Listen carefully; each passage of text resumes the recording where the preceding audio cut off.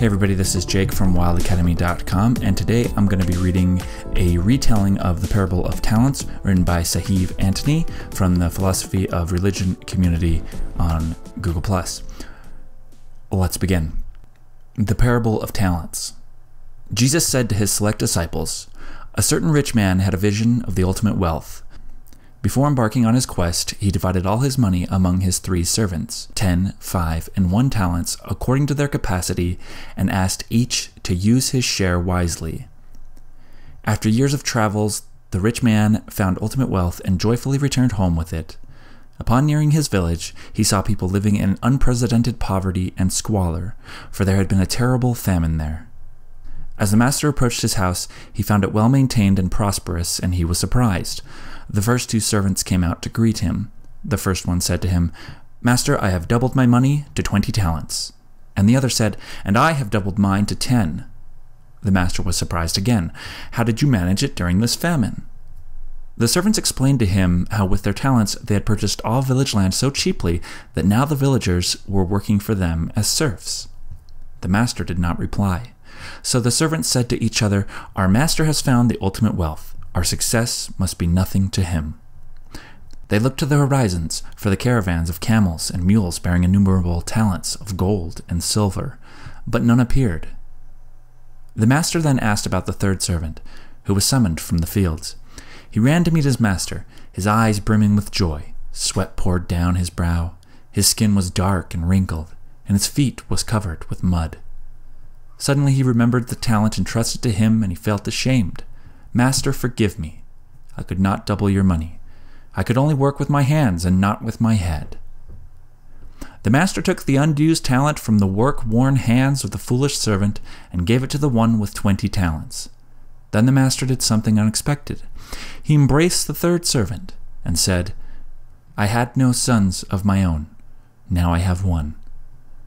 The first 2 servants were exceedingly disturbed by this and demanded to be adopted too. But the master looked at them with great kindness and said, 'If I do so, you will never be happy. My immense wealth is in my heart. There are no caravans following me. You can keep all your talents.' Whereupon the 2 servants took their talents and left, for they feared the master might change his mind. They became very successful in business, and their fame spread far and wide. The master and his newly adopted son spent the rest of their days working on the land which now belonged to the rich servants. They sang songs, cracked jokes, and shared their belongings. They performed no miracles, healed no one, raised no one from the dead, and preached to no one. They were very ordinary and happy people. Then one day the master died. Hearing this, the 2 rich servants went to his hut. They wept over his body and placed it in a golden coffin, and then embalmed it.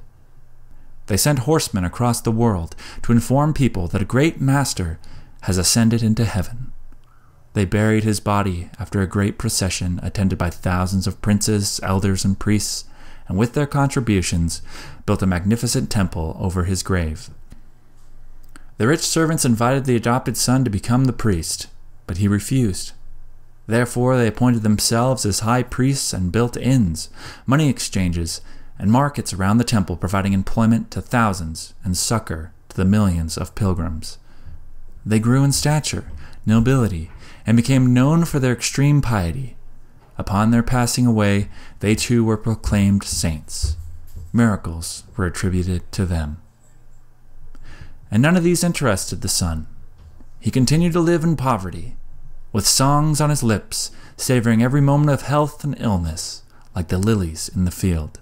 His poor neighbors came to sit by him when they were miserable to find that they felt peaceful and happy again.